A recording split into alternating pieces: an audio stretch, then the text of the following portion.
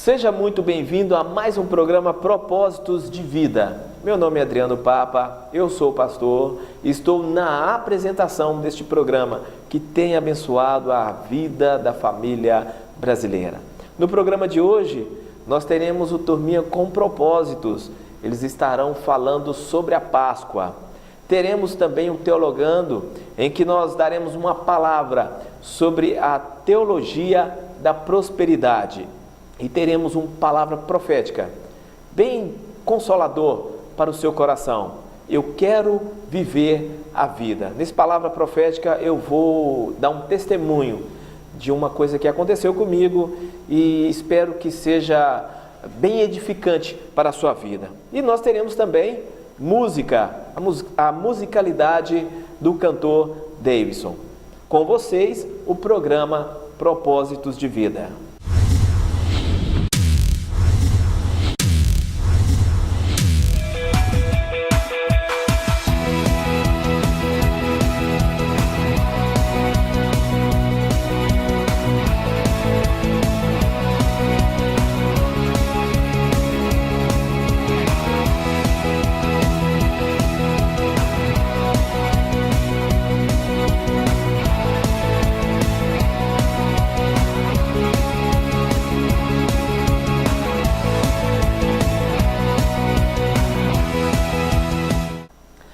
Alô papai, alô mamãe, alô criançada, vem aí, Turminha com Propósitos e eles estarão falando sobre a Páscoa. Solta o VT.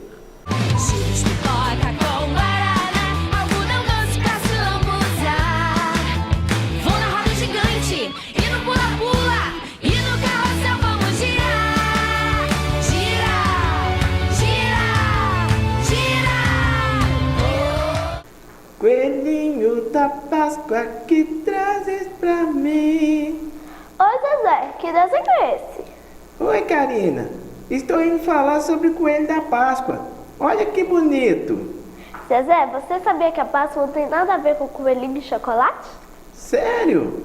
Mas chocolate é tão gostoso. Com certeza, mas a Páscoa tem um significado muito importante para nós. Qual é o verdadeiro significado da Páscoa? Vou pegar esse desenho e vou explicar. A Bíblia conta que Deus fez o primeiro homem e a primeira mulher, Adão e Eva, e deu um lindo jardim para o seu lar. Então, Deus ia ao jardim todos os dias e conversava com eles. Deus amava Adão e Eva e deu tudo o que precisavam. Deus deu também uma ordem importante. Vocês são livres para comer de qualquer árvore do jardim, mas não comam da árvore do conhecimento do bem e do mal, porque quando comerem, certamente morrerão. Acontece que uma coisa muito triste aconteceu. Adão e Eva escolheram desobedecer ao Senhor, comeram da árvore proibida. Naquele dia, o pecado entrou no mundo e a morte veio com eles.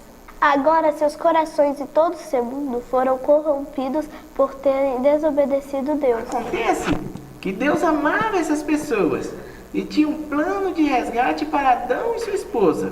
Fez uma promessa para eles que enviaria alguém para trazer a vitória sobre o pecado e a morte. Essa pessoa seria seu próprio filho Jesus. Muitos anos depois, Jesus veio não apenas para morrer pelos seus pecados de Adão e Eva, mas pelos pecados do mundo inteiro. Jesus veio e pagou um preço pelo pecado com seu próprio sangue. Os amigos de Jesus ficaram tristes quando viram ele na cruz. Acharam que ele morreu. Quando seus amigos chegaram no túmulo onde Jesus foi colocado, ficaram surpresos ao encontrar a pedra rolada na entrada do túmulo. Um anjo apareceu e disse: Jesus não está aqui. Ele ressuscitou como havia dito. Jesus morreu na cruz por nós, mas ao terceiro dia ressuscitou. O Filho de Deus está vivo para sempre. Karina, foi muito boa essa explicação. Ficou muito bacana o seu desenho. Zezé, esse é o verdadeiro significado da Páscoa. Crianças, Jesus ama vocês. Tchau!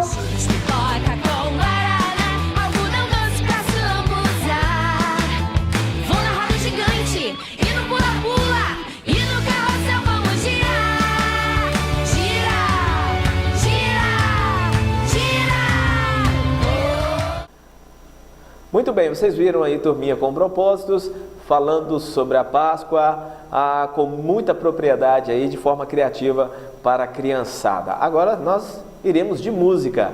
O Davidson vai cantar para vocês.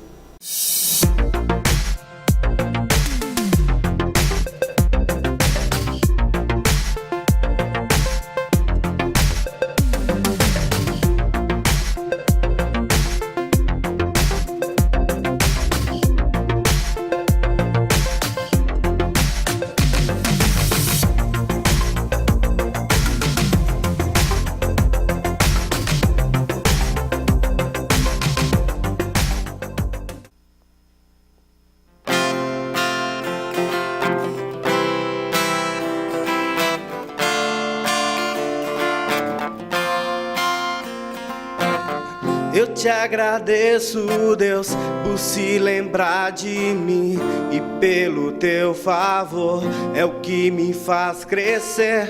Eu vivo pela fé e não vacilo. Eu não paro, eu não desisto. Sou de Deus, eu sou de Cristo.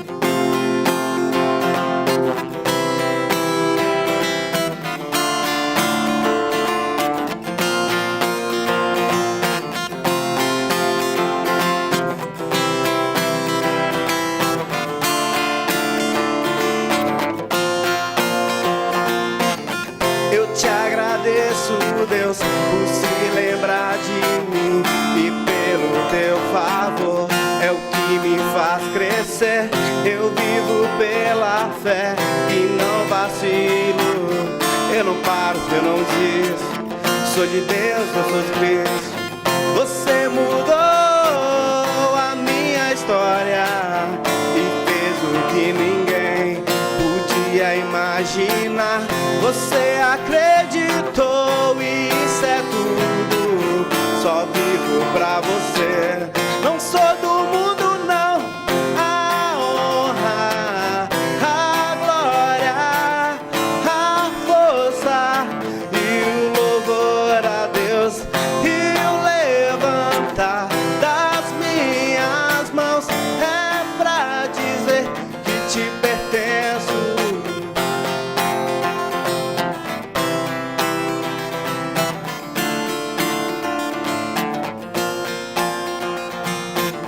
Eu te agradeço, Deus, que no deserto não me deixou morrer e nem desanimar.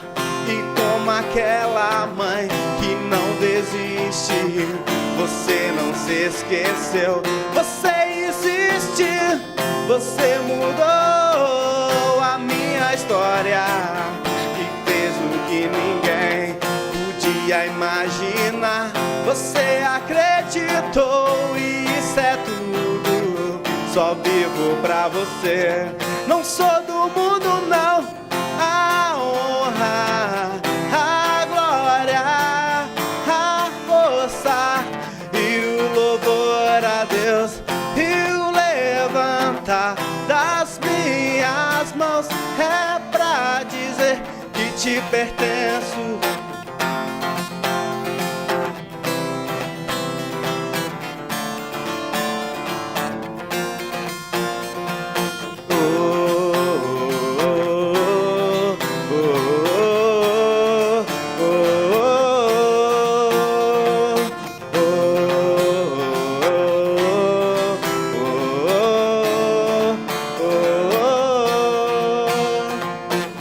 Você mudou a minha história e fez o que ninguém podia imaginar. Você acreditou e isso é tudo. Só vivo pra você. Não sou do mundo, não.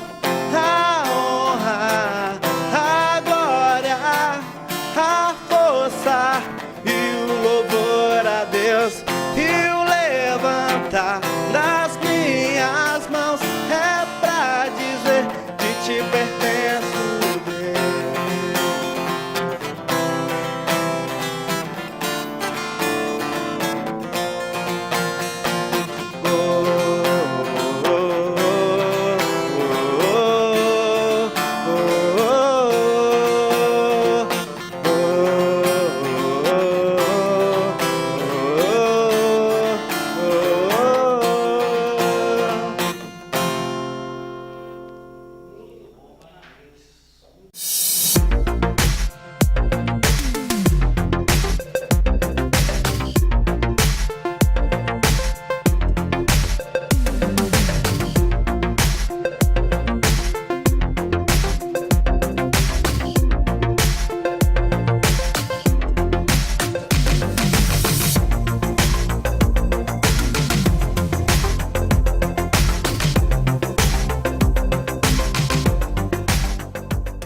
Muito bem, agora nós vamos para o nosso quadro Teologando, em que nós iremos falar sobre a teologia da prosperidade. Solta aí o Teologando.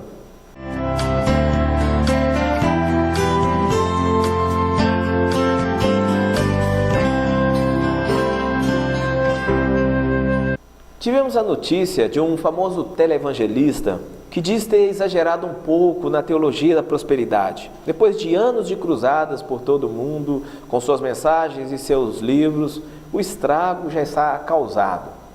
Este ensino que o crente não pode morar de aluguel, tem que ser rico, não pode adoecer, senão ele está em pecado ou não tem fé, tem tido ampla divulgação entre os cristãos, e este mesmo ensino tem sido a causa de muitos desigrejados, decepcionados e até descrentes com Deus, pois se Ele não atende os desejos, orações e campanhas, então não existe.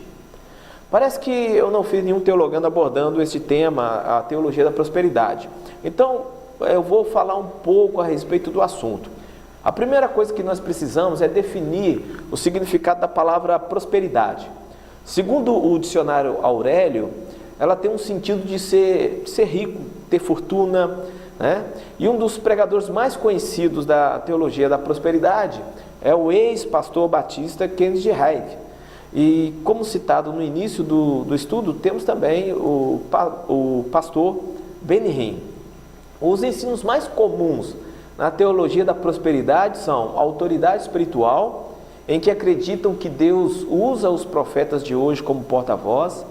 Isso vai em contradição com a nova aliança, em que nós temos o dom de profecias, né? Em Efésios capítulo 4, versículo 11, está escrito que Ele mesmo deu uns para apóstolos, outros para profetas, e outros para evangelistas, e outros para pastores e doutores.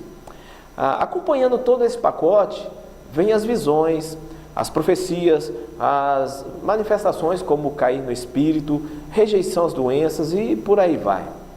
Outro ponto muito divulgado são as promessas de prosperidade. O crente pode decretar saúde, riqueza, pois doença e pobreza são tidos como maldições da lei.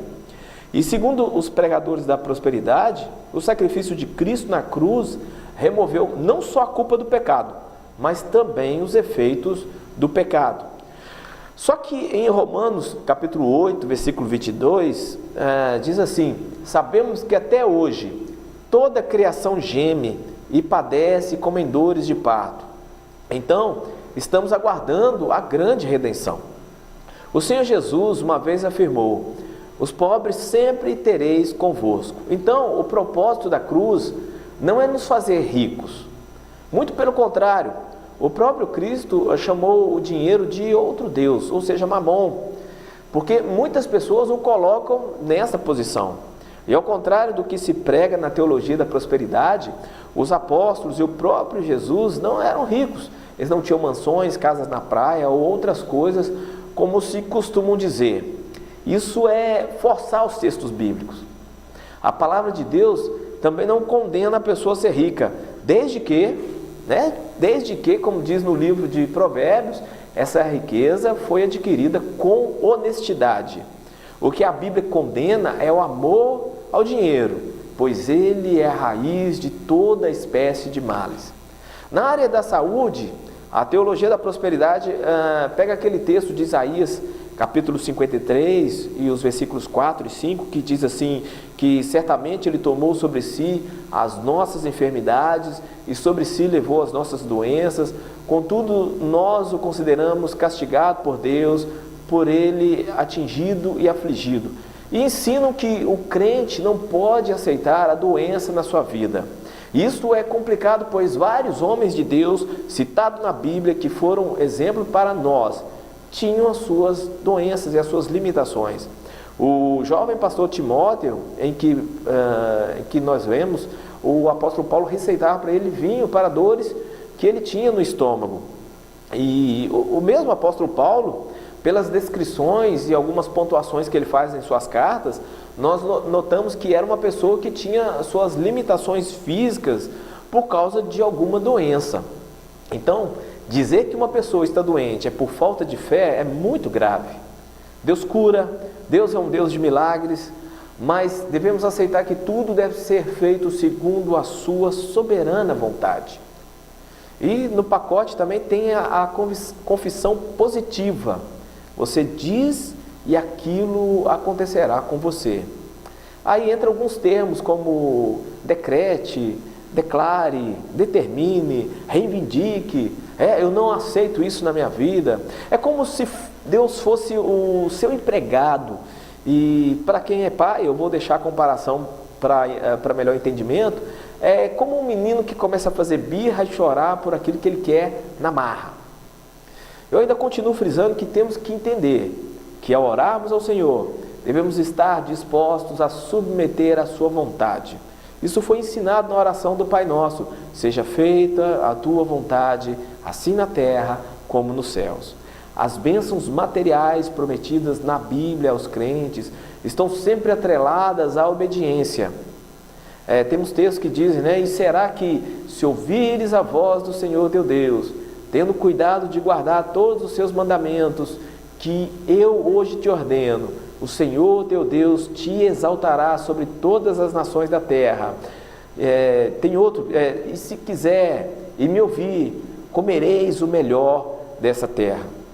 Agora, você tem que entender que se não tem casa, não tem carro, casa própria, ou sofra de alguma doença, isso não é falta de fé. Não podemos, na nossa vida cristã, viver os extremos. Achar que por sermos crente em Cristo, temos que ostentar e ser ricos como sinal de santidade. E também achar que o fato de eu ser pobre é falta de fé. Também não podemos aceitar os desmandos da teologia da prosperidade, mas também não devemos viver uma vida de miséria, Existem as bênçãos de Deus sobre aqueles que obedecem a sua palavra. E mesmo assim, muitas vezes passamos por apertos financeiros, passamos por doenças. Muitos crentes fiéis adoecem e morrem, mas não é por falta de fé. Então que possamos entender na sua palavra essas verdades e aplicá-las em nosso coração. Esse é o nosso Teologando de hoje.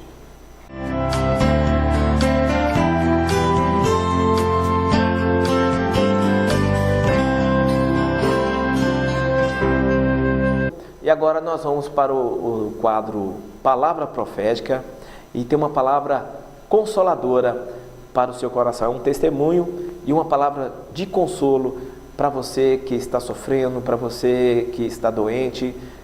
Deus tem uma palavra para o seu coração. Solta o quadro aí da Palavra Profética.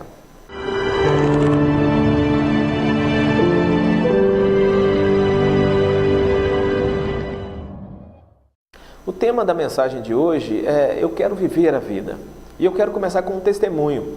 Alguns dias atrás, eu fui acometido de um infarto. E para minha surpresa, o meu segundo infarto em menos de 5 anos.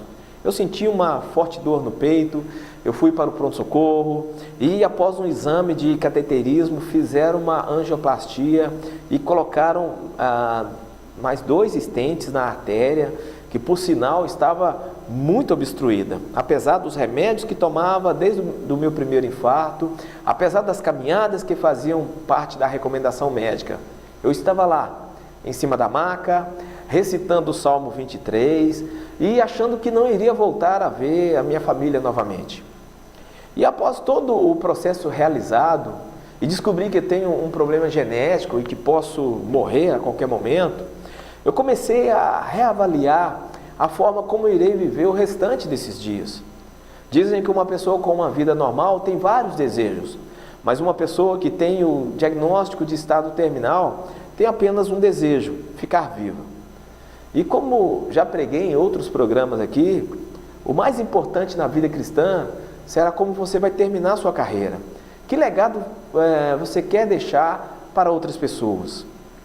No texto de Deuteronômio, capítulo 30, versículo 19, diz assim: os céus e a terra tomo hoje por testemunhas contra ti, que te tenho proposto a vida e a morte, a bênção e a maldição. Escolhe, pois, a vida para que vivas, tu e a tua descendência.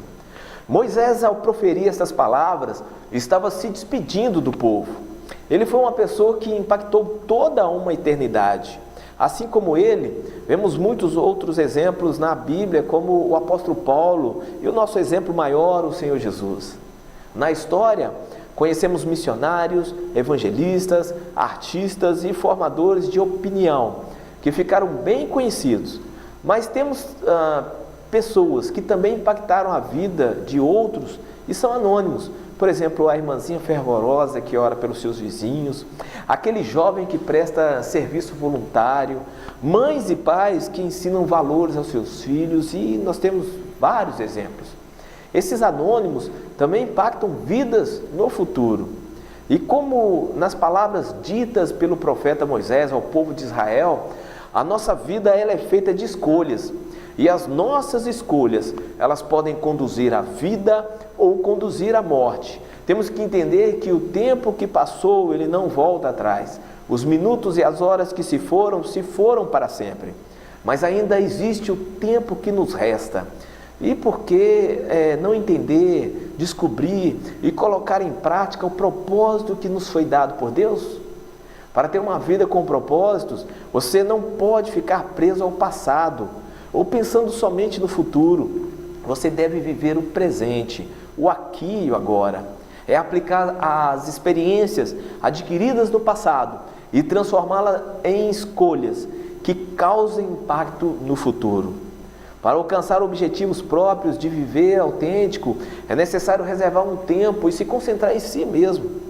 Você precisa cuidar da sua saúde na esfera espiritual, na esfera física, na esfera emocional e na esfera de relacionamentos. E após isso, extrair o máximo de tempo aqui na Terra e viver um estilo de vida que deixa marcas em gerações, se envolvendo plenamente com as pessoas ao seu redor. Primeiro, você precisa cuidar de si, reservar um tempo para ser saudável, assim será capaz de impactar o mundo ao redor. A maneira de tratar seu corpo tem impacto direto sobre a qualidade de vida que você desfruta. Em 1 Coríntios capítulo 6, versículo 20, está escrito assim: glorificai, pois, a Deus em vosso corpo. E como podemos fazer isso? Escolhendo uma dieta melhor, descansando mais, se exercitando? Pense. Agora, falando de saúde emocional, talvez não conseguimos controlar o que sentimos, mas com certeza conseguimos controlar o que fazer com essas emoções. E vou deixar aqui algumas perguntas para você refletir. Você costuma ficar emocionalmente fora de controle? Isso tem causado problemas para você e outras pessoas? Ou existem momentos que você procura não expressar seus sentimentos? Que passos que você pode dar para alcançar seu autocontrole? Ou que passos você poderia dar para ser mais honesto emocionalmente? Eu vou usar a famosa frase de um filósofo que dizia assim: conhece-te a ti mesmo. Você só terá condições de fazer diferença na vida de outros quando tiver uma boa opinião de si mesmo.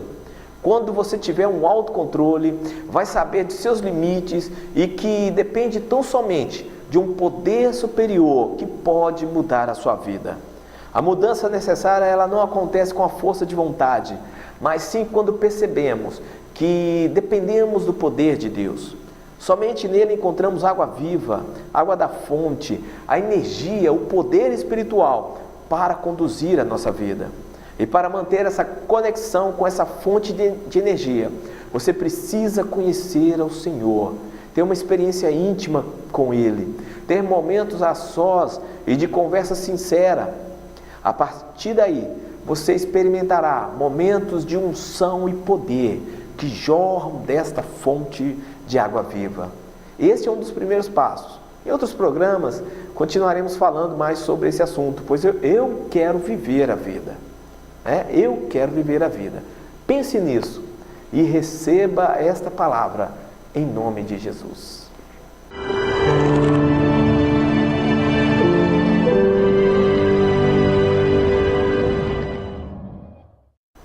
Muito bem, estamos chegando no final de mais um programa, Propósitos de Vida, agradecendo a sua audiência, agradecendo a sua participação, agradecendo a sua divulgação do nosso programa. O nosso ministério está no ar há tantos anos e graças a você que tem assistido, que tem falado para outras pessoas, nós temos alcançado muitas almas para Jesus. A todos vocês, fiquem na paz de Deus, que o Senhor te abençoe e te guarde, que o Senhor resplandeça o seu rosto sobre ti e te dê uma semana de muita paz, em nome de Jesus.